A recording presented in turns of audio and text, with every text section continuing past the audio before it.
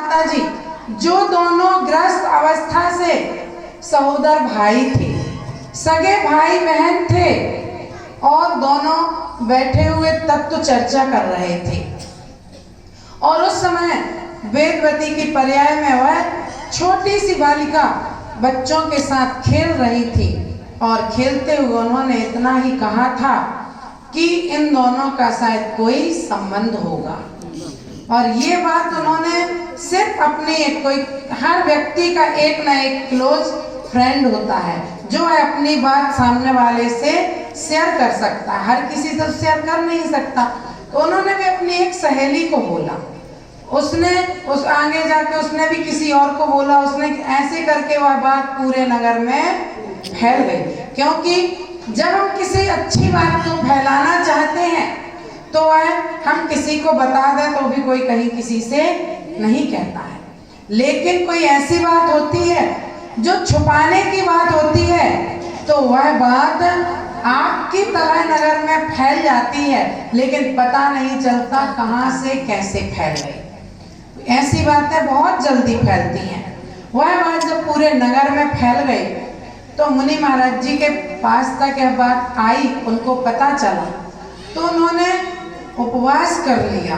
उन्होंने सोचा जब तक इस बात का मुझे पता नहीं चल जाता कि ये बात फैली कहाँ से, क्या हुआ इसका, तब तक मैं अन्न जल का त्याग करता हूँ। 1 दिन हो गए आहार को नहीं उठे, 2 दिन हो गए, जब 3 दिन आहार को नहीं उठे तो समाज को लगा, नगर वासियों ने सोचा कि मुनि महाराज आहार को क्यों नहीं उठ रहे हैं। जाकर के उन्होंने पूछा मुनि महाराज से, तो महाराज ने बताया कि ऐसी ऐसी बात है, ये बात कहाँ से आई। तब उन्होंने कहा हम इसका पता लगाते। बात को पता लगाया, बात को पता लगाते लगाते ये बात आई कहाँ से, एक एक करके पूछते पूछते पूछते पूछते लास्ट में पहुंची कहाँ पर, वेदवती के पास। उनसे पूछा गया तो उन्होंने कहा हमें किसी ने कुछ नहीं कहा, ना ही हमने कुछ देखा, ना ही हमने कुछ सुना, सिर्फ हम तो वहाँ खेल रहे थे और खेलते हुए हमने सिर्फ वहाँ पर दोनों मुनि महाराज जी और आरिका माता जी को वहाँ बैठे देखा था कि वह बैठे कुछ चर्चा कर रहे हैं, क्या बोल रहे हैं ये हमने नहीं सुना। वही कर्म है जब वह सीता जी की पर्याय में आई और वह सती थी, पतिव्रता थी, उसके शुद्ध थी, उसके बाद भी उन्हें अपवाद लगा। तो हमने जो पूर्व में करते हैं वही हमें वर्तमान में फल मिलता है। तो हमें ऐसा कोई भी काम नहीं करना चाहिए, ना किसी की बुराई करना चाहिए, ना किसी की निंदा करना चाहिए, क्योंकि कर्म हमारा कब हमारा कर्म का बंद हो जाए ये हमें पता नहीं रहता है। क्योंकि हम यहाँ किसी की बुराई सुनते भी हैं, ऐसे आपसे कहा जाए कि आप यहाँ पर बैठ जाओ, थोड़ी देर हम कुछ पढ़ रहे हैं आप सुन लो, तो कहेंगे कि टाइम नहीं है, जाना है।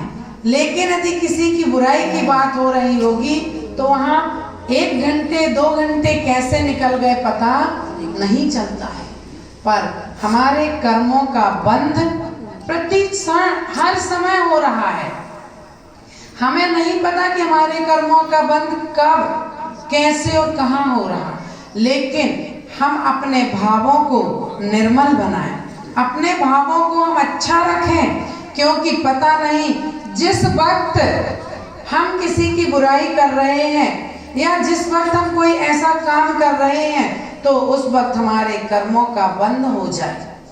कहते हैं कि हमने पाप किया, कोई गलत काम किया तो कर्म का बंध। जरूरी नहीं कि हमने गलत किया तो कर्म का बंद हो। उस समय हो सकता कि आपका पुण्य का चल रहा होगा तो आपने गलत भी किया तो आपका कर्म का बंध नहीं हुआ, लेकिन हर क्षण हमारे कर्मों का बंद होता है। जैन धर्म भाव प्रधान है, हम कुछ भी काम कर रहे हैं उससे नहीं, यदि हमारे भाव खराब हुए हैं, भाव हमने गलत किए हैं तो भावों से ही हमारे कर्मों का बंद होता है और भावों से ही हमारे कर्मों की निर्जरा होती है।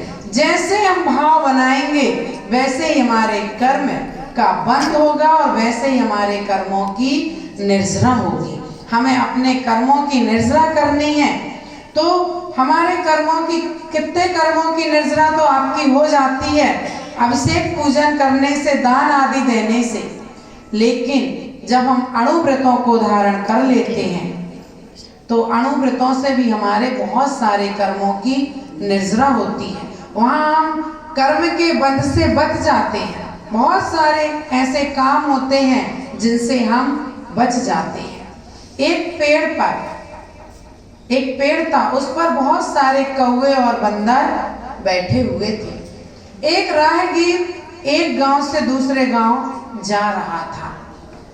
उसको अपने गांव से दूसरे गांव जाने में शाम हो गई, क्योंकि पहले गाड़ी नहीं चलती थी, तो वह पैदल पैदल ही इस गांव से दूसरे गांव जा रहा था। रास्ते में उसे शाम हो गई।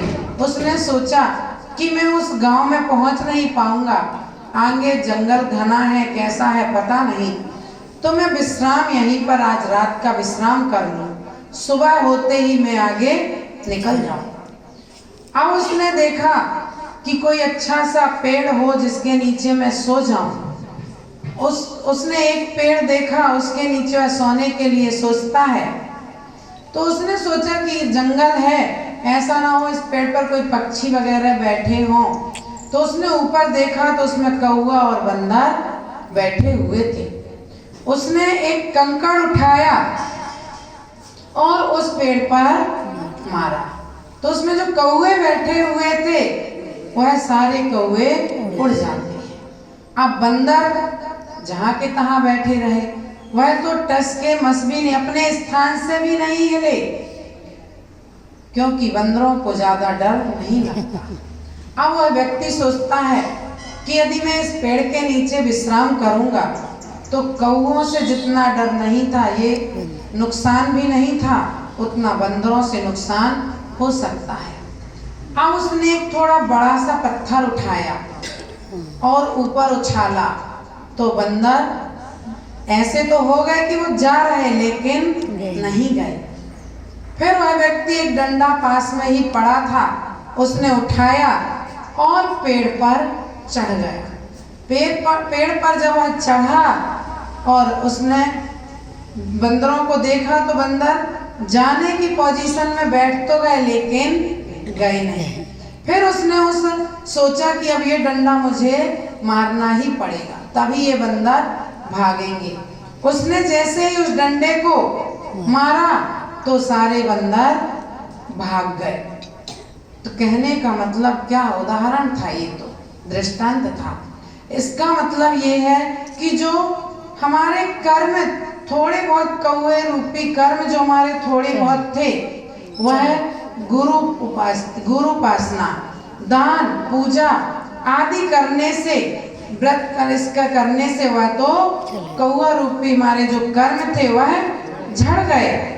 लेकिन जो हमारे कठोर कर्म थे वह नहीं झड़े।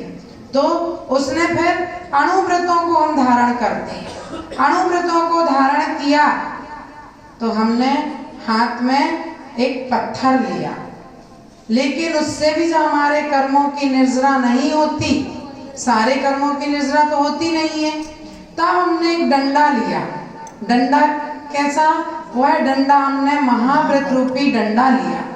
और जब महाव्रत तो ले लिए, लेकिन महाव्रत लेने के बाद भी उस डंडे को, जब तक हमने महाव्रत रूपी डंडे को अपनी आत्मा में नहीं मारा, जब तक हम अपनी आत्मा में उपयोग नहीं लगाएंगे, तब तक वह बंदर रूपी कर्म जो हमारे निधत्ती निकाचित रूप कर्म होते हैं वह नहीं झड़ते हैं।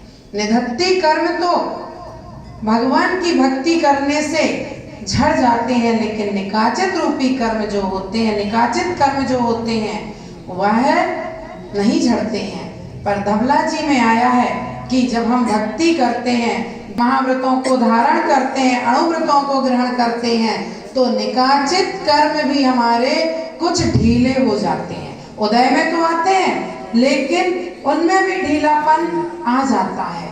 तो हमें सिर्फ इतना करना है कि हमारे कर्म ना बंधे, क्योंकि कर्मों की एक स्थिति होती है। कोई कर्म की 20 कोड़ा कोड़ी स्थिति है, किसी की 30 कोड़ा कोड़ी स्थिति है, किसी की 70 कोड़ा कोड़ी स्थिति है। पर हम अनादिकाल से संसार में भटक रहे हैं और हम क्या वही कर्म हमारे चल रहे हैं? नहीं, उनकी एक स्थिति होती है। उसके बाद जो हमने नवीन कर्मों को बांधा था, उन नवीन कर्मों की स्थिति शुरू हो जाती है। तो हम ऐसा करें कि नवीन कर्मों का बंध ना हो। जो कर्म बंधे हैं जानबूझ करके हम कर्मों को ना बांधें, जिससे पता है कि हमारे कर्मों का बंध होता है, वह काम हम ना करें। अज्ञानता में जो कर्म बंधते हैं वो एक अलग बात है। समय हो गया। जय बोलो भगवान महावीर स्वामी की जय।